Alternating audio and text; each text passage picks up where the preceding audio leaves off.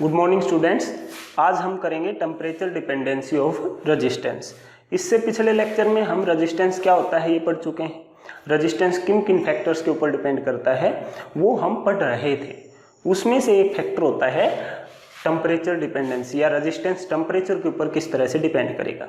इसकी एक टेबल मैंने कल बनवाई थी। आज हम उसी के बारे में डिस्कस करेंगे, आगे पूरे एक्सप्लेन करेंगे उसको कि ये कैसे करता है डिपेंड। ठीक है, तो क्या करना है, temperature dependency of resistance, resistance या फिर रेजिस्टिविटी।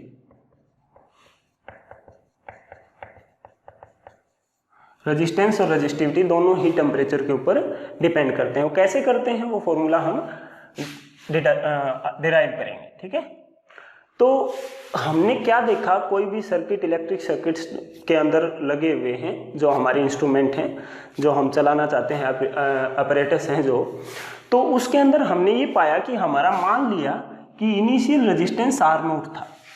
इनिशियल जो रेजिस्टेंस था उसका, किसी भी अप्लायंस का या किसी भी इंस्ट्रूमेंट का, वो R0 था, और इनिशियल जो टेम्परेचर था वो T0 था, मान लेते हैं एक बार।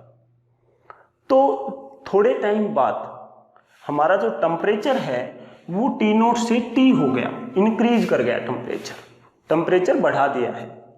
ठीक है, या फिर सर्किट का टेम्परेचर ऑटोमेटिक अपने आप से ही करंट फ्लो करने से भी बढ़ता है। किसी भी रीजन से टेम्परेचर जो है वो T0 से T हो गया है। तो फिर रेजिस्टेंस भी हमने ऑब्जर्व किया कि जो R0 है उससे रेजिस्टेंस एक अलग वैल्यू पे पहुंच गया है, चेंज हो गया है मतलब। तो ये जो चेंज हुआ है, रेजिस्टेंस का जो चेंज हुआ है, इसको हम डेल्टा R से लिखेंगे कि रेजिस्टेंस में कितना चेंज आया, और जो टेम्परेचर में चेंज है उसको डेल्टा T से हम लिख रहे हैं। और जब एक्सपेरिमेंटली ये ऑब्जर्व किया गया तो ये देखा गया कि जो डेल्टा R है, जो रेजिस्टेंस में चेंज है, वो दो फैक्टर्स के ऊपर डिपेंड करता है। कौन कौन से दो फैक्टर्स, चलिए देखते हैं। इसके बारे में थोड़ा सा एक बार लिख देते हैं। Let an appliance have initial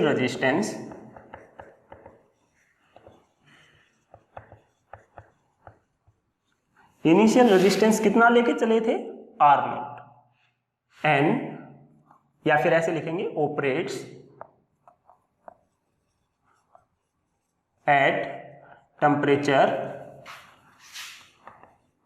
initial temperature T0 temperature के ऊपर वो ऑपरेट कर रहा है। ठीक है, या फिर ये इसके ऑपरेटिंग लिखेंगे, operating at initial temperature T0। क्या लेट किया कि कोई इंस्ट्रूमेंट है हमारे पास, या कोई अप्लायंस है, या कंडक्टर लगा लो, कोई वायर है। ठीक है, उसका इनिशियल रेजिस्टेंस जो था वो R0 था, और वो T0 टेम्परेचर के ऊपर हमारा काम कर रहा था। ठीक है, थोड़े टाइम बाद क्या देखा गया, after some time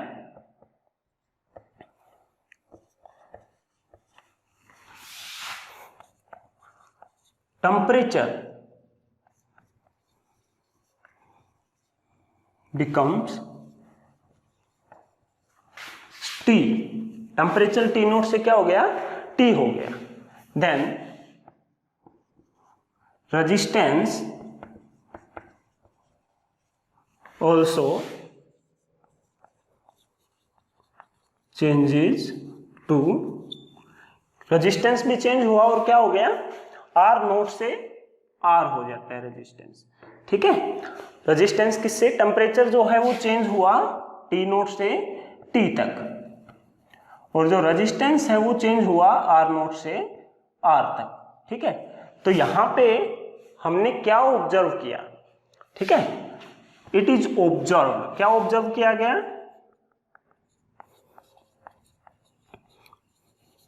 for an electric circuit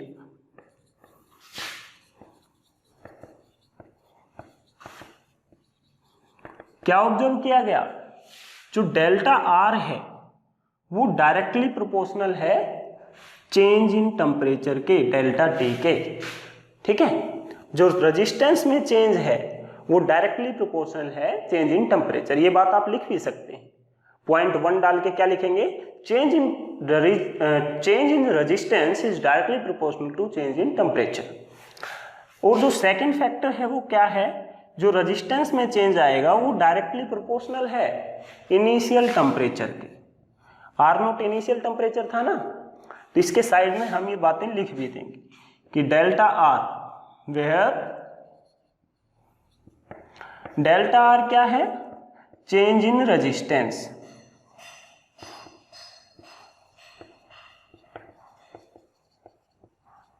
और डेल्टा टी क्या है, डेल्टा टी क्या है बेटा, चेंज इन टेम्परेचर।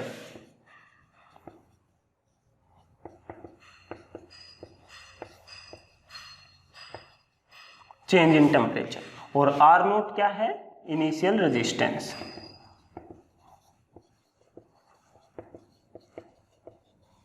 ठीक है, इतना सब करने के बाद अब देखो ये इक्वेशन नंबर 1 डालते हैं, इसको इक्वेशन नंबर 2 डालते हैं।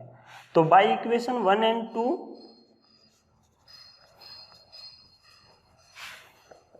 हमें क्या पता चलता है कि जो डेल्टा आर है वो डायरेक्टली प्रोपोर्शनल है आर नोट और डेल्टा टी, दोनों के डायरेक्टली प्रोपोर्शनल है, तो इसको ऐसे लिख सकते हैं आर नोट डेल्टा टी। ठीक है, अब यहां से देखो जो प्रोपोर्शनलिटी साइन है, जो प्रोपोर्शनलिटी साइन है इसको हम हटा सकते हैं, इसको हटाते हैं तो कोई कांस्टेंट आता है। तो उसी तरह से delta R is equal to, इसको प्रोपोर्शनलिटी साइन को हटाएंगे तो हमारे पास एक कांस्टेंट आएगा, वो कांस्टेंट क्या होगा, अल्फा। ठीक है, और इसको नाम क्या देंगे, रेजिस्टेंस टेम्परेचर कोफिशिएंट, या फिर temperature coefficient of resistance, alpha R naught delta T. ठीक है, तो जो प्रोपोर्शनलिटी साइन है उसको हटाने से हमारे पास एक कांस्टेंट आया है अल्फा, उसको बोलेंगे क्या, या तो ऐसे बोलेंगे टेम्परेचर कोफिशिएंट ऑफ रेजिस्टेंस, या फिर बोलेंगे रेजिस्टेंस टेम्परेचर कोफिशिएंट। तो इक्वेशन जो हमारी है वो क्या बन जाती है finally, delta R is equal to alpha R naught delta T. अब इसके बाद इसको नोट करने के बाद इसके आगे जब हम देखते हैं तो क्या बनता है, अब यहां से बेटा एक बात ध्यान दीजिए, जो डेल्टा आर है वो क्या है, चेंज इन टेम्परेचर है, सॉरी चेंज इन रेजिस्टेंस है। और रेजिस्टेंस क्या था, एक बार रफली हम देखें तो रेजिस्टेंस जो है ना वो पहले आर नोट था, उससे आर हो जाता है, तो चेंज कितना हुआ, फाइनल माइनस इनिशियल, यानी कि R minus R naught, delta R की वैल्यू आएगी। और डेल्टा टी की भी वैल्यू ऐसे ही, डेल्टा टी की जो वैल्यू है वो भी कैसे आएगी, डेल्टा टी यानी कि change in temperature, initial temperature T note मान के चले थे और उससे क्या हो जाता है, टी हो जाता है, तो चेंज कितना आया, final minus initial, T note minus T. ठीक है, तो इस तरह से इनकी डेल्टा आर और डेल्टा टी की वैल्यू हम पुट करेंगे। डेल्टा आर की वैल्यू क्या है, आर, इसकी डेल्टा आर की वैल्यू क्या है, R minus R naught is equal to alpha R naught delta T. Delta T की वैल्यू अगर पुट करना चाहें तो हम कर सकते हैं, नहीं तो डेल्टा टी को डेल्टा टी रहने दो चाहे। ठीक है, अब यहां से इस अल्फा की वैल्यू हम निकालें, तो इस अल्फा को एक तरफ रखो, बाकी सबको दूसरी तरफ ले आओ, इन दोनों को इस साइड लेके आएंगे, मल्टीप्लाई यहां डिवाइड हो जाएगा, R minus R naught upon R naught delta T. ठीक है, और डेल्टा टी को भी अगर हम चाहें तो क्या लिख सकते हैं, टी नोट माइनस टी। ठीक है, ये किसकी वैल्यू आ गई, ये वैल्यू आ गई अल्फा की। ठीक है, यानी कि अगर हमसे रेजिस्टेंस टेम्परेचर कोफिशिएंट की वैल्यू अल्फा की वैल्यू पूछता है तो हम ऐसे उसकी वैल्यू को फाइंड कर सकते हैं, या फिर इनिशियल रेजिस्टेंस दे रखा है, चेंज इन टेम्परेचर दे रखा है, जो टेम्परेचर होगा वो कितना होगा तो भी हम आर की वैल्यू यहां से निकाल सकते हैं। इस फॉर्मूले से हम सब की वैल्यू निकाल सकते हैं। अब इसके बाद देखो जो हमारा जो फॉर्मूला इनिशियल फॉर्मूला क्या था उसकी तरफ पहुंचने की कोशिश करेंगे धीरे धीरे। इसके बाद क्या करेंगे बेटा, इसी इक्वेशन को लेते हैं दोबारा से, इसी इक्वेशन को दोबारा से लिखेंगे तो कैसे लिखेंगे, r minus R naught is equal to alpha R naught delta T. यहां से इस आर नोट को उस तरफ लेके जाएंगे, r is equal to R naught इस तरफ माइनस उस तरफ प्लस हो जाएगा ना, plus alpha R naught delta T. ठीक है, अब यहां से क्या आया, r is equal to R naught यहां भी है यहां भी है, कॉमन लेंगे आर नोट, क्या आया यहाँ आर नोट कॉमन हो गया 1 प्लस यहां से आर नोट गया alpha delta T, alpha delta T. और ये क्या था हमारा रेजिस्टेंस टेम्परेचर डिपेंडेंसी का फॉर्मूला था। ठीक है, R is equal to R naught into 1 plus alpha delta T. अब यहाँ पे जो एल्फा है बेटा वो हम बता चुके हैं रेजिस्टेंस टेम्परेचर कोफिशिएंट या टेम्परेचर डिपेंडेंसी या टेम्परेचर कोफिशिएंट ऑफ रेजिस्टेंस। इस अल्फा के ऊपर ही सारी की सारी चीजें डिपेंड करेंगे बेटा। ये अल्फा ही बताएगा कि टेम्परेचर किसका बढ़ेगा किसका घटेगा। एक तो हमने जो माइक्रोस्कोपिक फॉर्म निकाली थी ओम्स लॉ की, उससे रेजिस्टेंस का जो फॉर्मूला था उससे बताया था। ठीक है, उसमें हमने रिलैक्सेशन टाइम को कंसीडर करके बताया था कि जो रिलैक्सेशन टाइम है ये बढ़ेगा तो ये घटेगा, और फिर इस तरह से रेजिस्टेंस इसका। मेटल्स की अगर बात करें तो रिलैक्सेशन टाइम कम होगा, रिलैक्सेशन टाइम कम होगा तो उसका जो रेजिस्टेंस या रेजिस्टिविटी है वो बढ़ेगी। ठीक है, लेकिन अगर इस फॉर्मूले के ऊपर हम देखें तो जो अल्फा होता है ना, अल्फा, इसकी वैल्यू अलग अलग जो मटेरियल है उसके लिए अलग अलग होती है। अल्फा की जो वैल्यू होती है ये कंडक्टर या फिर मेटल, कंडक्टर या फिर मेटल, इसके लिए अल्फा की वैल्यू पॉजिटिव होती है बेटा, ये याद रखना है। अल्फा की वैल्यू जो कंडक्टर होते हैं या फिर मेटल होते हैं उसके लिए पॉजिटिव होती है, ये बात आप नोट करें। अल्फा की वैल्यू कंडक्टर या मेटल के लिए पॉजिटिव होती है। सेमीकंडक्टर के लिए, सेमीकंडक्टर या फिर इंसुलेटर, इनके लिए जो अल्फा की वैल्यू है वो नेगेटिव होती है। सेमीकंडक्टर या इंसुलेटर के लिए अल्फा की वैल्यू नेगेटिव। और जो एलॉय होती हैं, एलॉय जो होती हैं जैसे नाइक्रोम वायर, तो इसके लिए जो इसकी वैल्यू होती है वो क्या होती है, about zero, nearly about zero. ठीक है, तो अब इससे कैसे पता चलेगा, इससे ऐसे पता चलेगा। देखो बेटा, कंडक्टर या मेटल के लिए पॉजिटिव होती है तो 1 में कुछ ना कुछ जुड़ेगा, ऐड होगा ना, अल्फा की वैल्यू पॉजिटिव है तो कुछ ना कुछ ऐड हो जाएगा, ऐड हो जाएगा तो ये दिख ही रहा है इस फॉर्मूले से, अगर ऐड होगा कुछ ना कुछ तो आर नोट से तो ज्यादा ही होगा आर। ठीक है, तो इस तरह से हम बताएंगे कि जैसे टेम्परेचर बढ़ेगा तो अल्फा पॉजिटिव होने के कारण जो आर यानी कि रेजिस्टेंस की वैल्यू है वो मेटल के लिए या कंडक्टर के लिए इंक्रीज हो जाएगी। ठीक है, इस फॉर्मूले से पता चलता है। दूसरा, सेमीकंडक्टर या इंसुलेटर के लिए ये नेगेटिव होता है, नेगेटिव होता है तो यहाँ माइनस साइन आ जाएगा, माइनस साइन आने की वजह से कुछ ना कुछ घटेगा, घटेगा ना कुछ ना कुछ, और कुछ ना कुछ घटेगा तो यानी कि कम होगा, तो रेजिस्टेंस जो फाइनल होगा वो इनिशियल रेजिस्टेंस से कुछ ना कुछ कम होगा। ठीक है, इस फॉर्मूले से पता चलता है। और अलॉय के अंदर नियरली अबाउट जीरो होता है तो ये सब जीरो हो जाएगा, ये जीरो हो जाएगा तो आर किसके इक्वल हो जाएगा, आर नॉट मल्टीप्लाई 1, ये टर्म जो है वो जीरो हो जाएगी, तो क्या हो जाएगा, R is equal to R naught. ठीक है, तो इस फॉर्मूले को अच्छी तरह से ध्यान रखना है बेटा। इसके ऊपर कम से कम 3 या 4 न्यूमेरिकल जो हैं वो मैं इसी वीडियो के साथ डालूंगा, तो उनको आप सोल्व करने की कोशिश करना। अगली वीडियो में जब न्यूमेरिकल्स के ऊपर एक वीडियो बनाएंगे तो उसके अंदर ये सारे के सारे जो न्यूमेरिकल्स हैं हम सोल्व करेंगे। और ख़ास बात ये है बेटा, 2016 हरियाणा बोर्ड के जो एग्जाम्स थे उसके अंदर इसी फॉर्मूले के ऊपर लगातार 3 सेट में, 3 सेट होते थे उस टाइम पे, तीनों के तीनों सेट में ये जो है न्यूमेरिकल ये दिया हुआ था। ठीक है, तो इन क्वेश्चंस को करने की कोशिश करना अच्छे। तो बेटा हमारा रेजिस्टेंस का टेम्परेचर डिपेंडेंसी का है जो रिलेशन है वो ये है कि जो resistance R is equal to R naught into 1 plus alpha delta T. अब मैंने लिखा था कि रजिस्टिविटी भी इसी तरह से डिफाइन करती है। अब रजिस्टिविटी कैसे डिफाइन करेगी, तो हमें ये पता है बेटा कि R is equal to rho L by A. तो यहाँ से R की value rho L by A put कर दें, करो पुट। R की जगह क्या पुट करना है, R की जगह क्या पुट करना है, रो L by A. R note की जगह रो नोट, ठीक है, क्या आ जाएगा, रो नोट एल बाय ए। ठीक है, जब रजिस्टेंस इनिशियल था तो रजिस्टिविटी भी इनिशियल थी, रजिस्टेंस इनिशियल था रजिस्टिविटी भी इनिशियल, और रजिस्टेंस जब चेंज होके फाइनल हुआ तो रजिस्टिविटी भी वही होगी। ठीक है ना।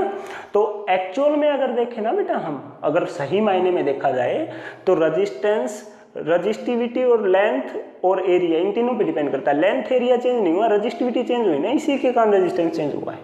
ठीक है, तो सही मायने में ये ऐसे आएगा 1 प्लस अल्फा डेल्टा टी। ठीक है, अब देखो एल बाई ए इस तरफ भी है इस तरफ भी है, तो रो इज इक्वल टू कितना आया, rho naught 1 plus alpha delta T. ठीक है, ये हो गया हमारा। जो रजिस्टेंस की अगर बात करें तो ये रिलेशन हो जाएगा, रजिस्टिविटी की अगर बात करें तो ये रिलेशन हो जाएगा। ओके, चीज और देखेंगे, उससे पहले हम रजिस्टेंस का कॉम्बिनेशन देख लेते हैं। कॉम्बिनेशन ऑफ रजिस्टेंस, इसके बाद हम करेंगे colour code of carbon resistance, next lecture में कर लेंगे उसको। तो कॉम्बिनेशन ऑफ रेजिस्टेंस ये 10th क्लास में भी आता है, बिल्कुल इजी है। आप ये फॉर्मूला जानते भी हैं कि रेजिस्टेंस को पैरेलल में जोड़ें या सीरीज में जोड़ें। कॉम्बिनेशन रेजिस्टेंस का कितने तरीके से कर सकते हैं, 2 तरीके से। पहला तो है पैरेलल, कौन सा कॉम्बिनेशन, पैरेलल कॉम्बिनेशन, और सेकंड जो है वो क्या है, सीरीज कॉम्बिनेशन।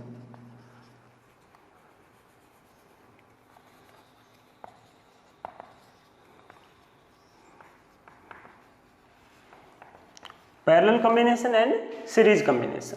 रेजिस्टेंस को हम 2 तरीके से ऐड कर सकते हैं या फिर कंबाइन कर सकते हैं किसी भी इलेक्ट्रिक सर्किट में। तो इन दोनों को पढ़ने से पहले, जैसा कि हमने कैपेसिटर का जो कॉम्बिनेशन था वो किया था फर्स्ट यूनिट में, तो उसी तरीके से हमने उसके ऊपर कुछ बेसिक जो कंसेप्ट थे वो हमने देखे थे। तो उसी तरह से रेजिस्टेंस के कॉम्बिनेशन पे भी कंसेप्ट है बेटा, 10th क्लास में आता है।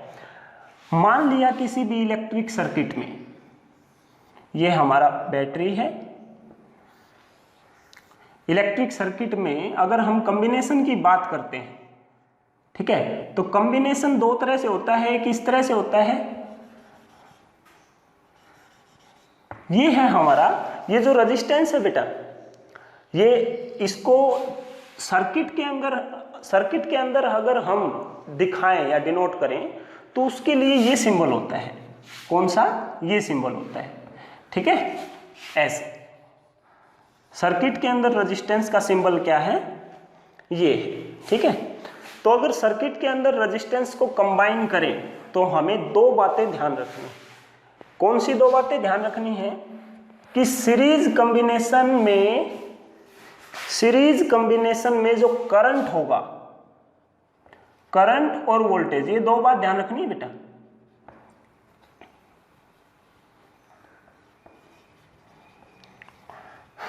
दो बातें ध्यान रखनी, एक तो है सीरीज कॉम्बिनेशन जिसमें लगातार चलेंगे, ठीक है, series combination.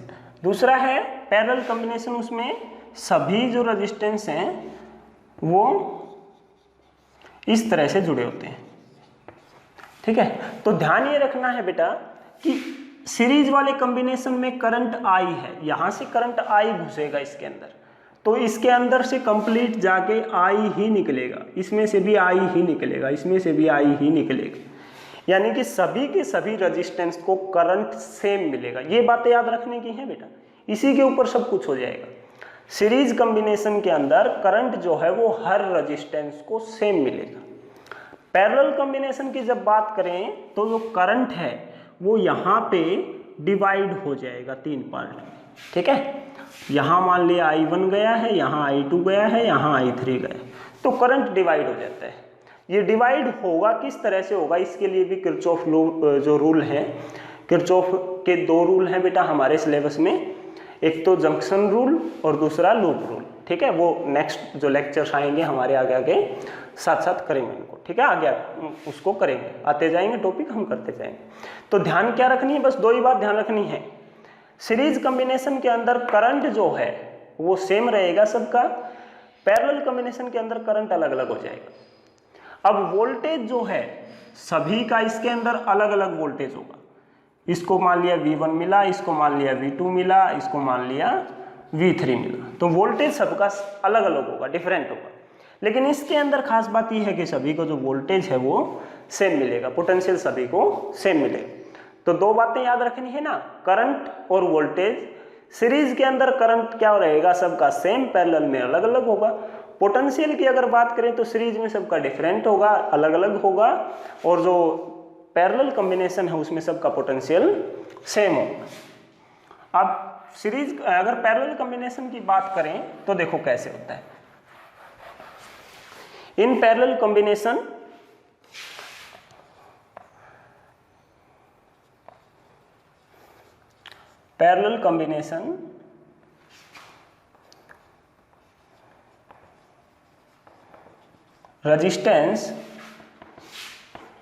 resistors are connected as shown in figure। ठीक है, रेजिस्टेंस फिगर में जैसे हम दिखा रहे हैं वैसे कनेक्ट किए जाते हैं। कौन सा कॉम्बिनेशन है, पैरेलल। ये हमने सीरीज में कर दिए बेटा। पैरेलल कॉम्बिनेशन में क्या होंगे, इस तरह से जुड़ेंगे। कैपेसिटर का पैरेलल कॉम्बिनेशन कर चुके हैं ना, पैरेलल में क्या होंगे, जैसे रेल की पटरियां होती है ना पैरेलल, साथ साथ चलने वाले। ठीक है, सभी पास पास साथ साथ रखे जाए। ठीक है, सभी का जो एक एंड है, 1 एंड है वो सेम टर्मिनल से, सेकंड एंड है वो सेम टर्मिनल से जुड़ेगा। ठीक है, मान लेते हैं इनको एक बैटरी से जोड़ा है जो इसको पोटेंशियल V दे रही है। अभी हमने देखा था ना जो सीरीज कॉम्बिनेशन पैरेलल कॉम्बिनेशन है उसके अंदर क्या रहता है, पोटेंशियल सबका सेम रहता है। इसका रेजिस्टेंस मान लिया R1 है, इसका रेजिस्टेंस मान लिया R2 है, इसका कितना है R3। तो इसके अंदर से जो करंट हमेशा पॉजिटिव टू नेगेटिव होती है बेटा, करंट के डायरेक्शन। ठीक है, सर्किट के अंदर बैटरी के पॉजिटिव से निकलता है करंट और नेगेटिव की तरफ जाता है, तो पॉजिटिव टू नेगेटिव करंट की डायरेक्शन होती है। अब ध्यान ये रखना कि पॉजिटिव टू नेगेटिव ऐसे नहीं कि यहाँ पॉजिटिव इस तरफ हो जाएगी, नहीं, पॉजिटिव से बाहर निकल के नेगेटिव की तरफ होगी करंट की डायरेक्शन। तो यहाँ करंट कितना है I, यहाँ जाके करंट 3 पार्ट में डिवाइड हो गया, I1, I2 एंड I3। ठीक है, इसके इस टॉपिक से जरूरी है बेटा, इसके ऊपर न्यूमेरिकल्स बहुत अच्छे अच्छे न्यूमेरिकल्स बनते हैं इस पे।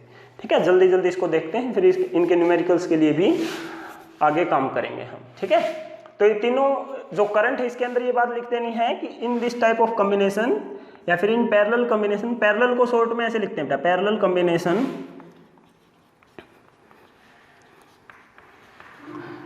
Potential difference through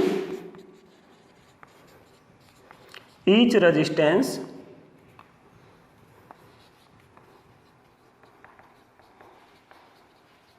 remains same and current through each resistance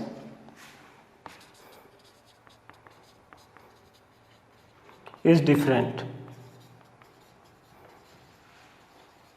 ठीक है, हर एक से पोटेंशियल सेम रहेगा और जो करंट है वो अलग अलग हो जाएगा सबका। तो ये बातें बहुत बार रिपीट हो चुकी हैं। कैपेसिटर्स के अंदर भी ऐसा ही देखा था हमने, उसमें चार्ज डिवाइड होता था, पोटेंशियल उसमें भी सेम रहता था पैरेलल में।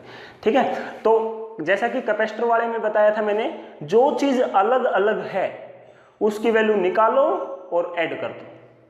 क्या बताया था, जो चीज़ अलग अलग है उसकी वैल्यू निकालो और उसको टोटल कर लो। ठीक है, तो इसमें अलग अलग वैल्यू किसकी है, I1 की, I की वैल्यू यानी कि करंट की वैल्यू अलग अलग है ना, I1, I2, I3। ठीक है, by Ohm's law Ohm's law क्या कहता है बेटा, V is equal to I R, लेकिन I की वैल्यू अलग अलग है, तो हमें किसकी वैल्यू निकालनी है, I की वैल्यू निकालनी है। तो क्या है, I is equal to V upon R, I is equal to V upon R। तो I की वैल्यू अगर निकालें तो क्या रहेगी, V अपॉन R 1, क्योंकि V तो सबका सेम है पोटेंशियल, तो V को V पड़ा रहने देते हैं। I2 की वैल्यू अगर निकालें तो क्या आएगी, V अपॉन R2, और I3 की अगर वैल्यू निकालें तो V अपॉन R3। ठीक है, अब I टोटल लिखेंगे, टोटल क्या रहेगा, I टोटल क्या होगा, I1 टोटल करंट क्या होगा बेटा, ये इन दोनों तीनों का सम ही तो होगा ना, तीनों एक में से ही तो बने हैं। तो I टोटल क्या रहेगा, I1 plus I2 plus I3। ठीक है, तो इसको इन तीनों को जोड़ो, ऊपर लिखते हैं,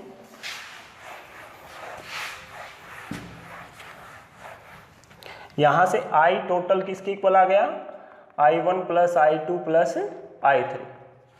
ठीक है, I फिर से क्या होगा, V upon R,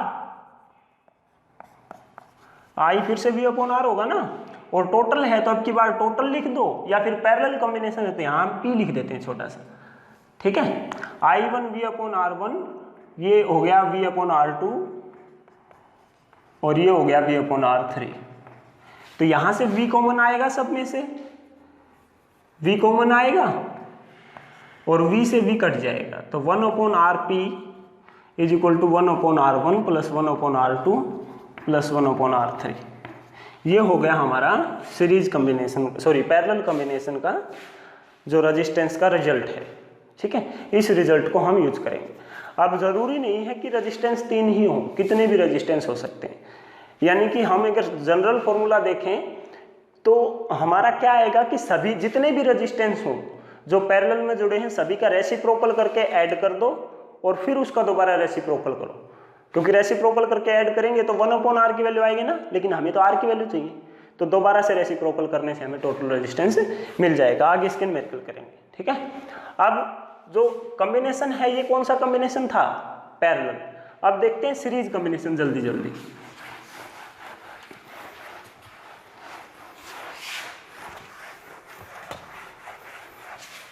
series combination में क्या रहेगा, पैरेलल से अलग है, क्या चीज नहीं है, सीरीज कॉम्बिनेशन।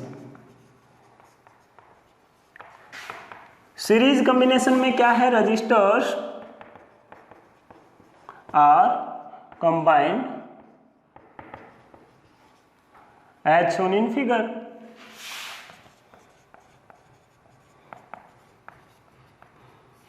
ठीक है, सभी को इस तरह से जोड़ेंगे कि एक का सर दूसरे की पूंछ से जुड़ेगा और दूसरे का सर जो है वो तीसरे की पूंछ से जुड़ेगा, इस तरह से जोड़ेंगे। एक पोटेंशियल डिफरेंस V इसको प्रोवाइड करेंगे बैटरी से। ठीक है, और इसके अंदर जैसा कि हमने देखा था V1, V2 और V3 तीनों के रेजिस्टेंस जो हैं तीनों, उनको जो पोटेंशियल डिफरेंस है वो तीनों को अलग अलग मिलेगा, लेकिन करंट, खास बात ये है कि जो इसमें से करंट जाएगा वो सभी के अंदर से सेम जाएगा। तो ऐसे लिखेंगे, इन दिस कॉम्बिनेशन या in series combination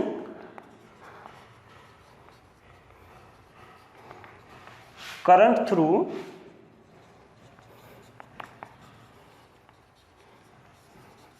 each resistance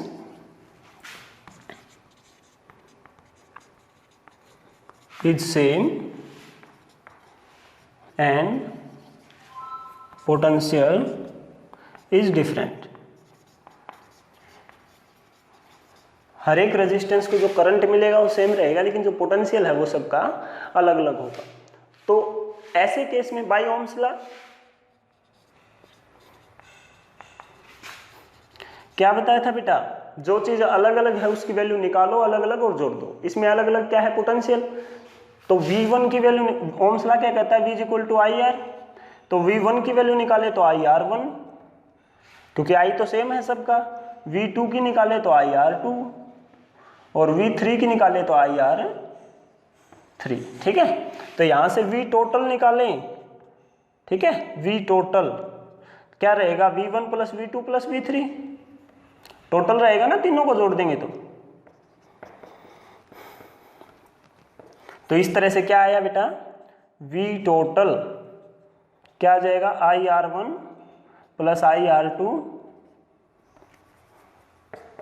IR2 plus IR3। ठीक है, अब इसको ऊपर लिखेंगे तो कैसे,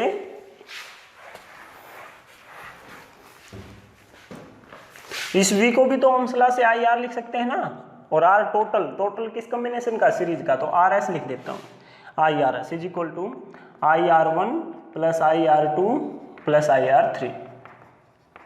इसमें से I कॉमन लेंगे सब में से, तो I कॉमन आएगा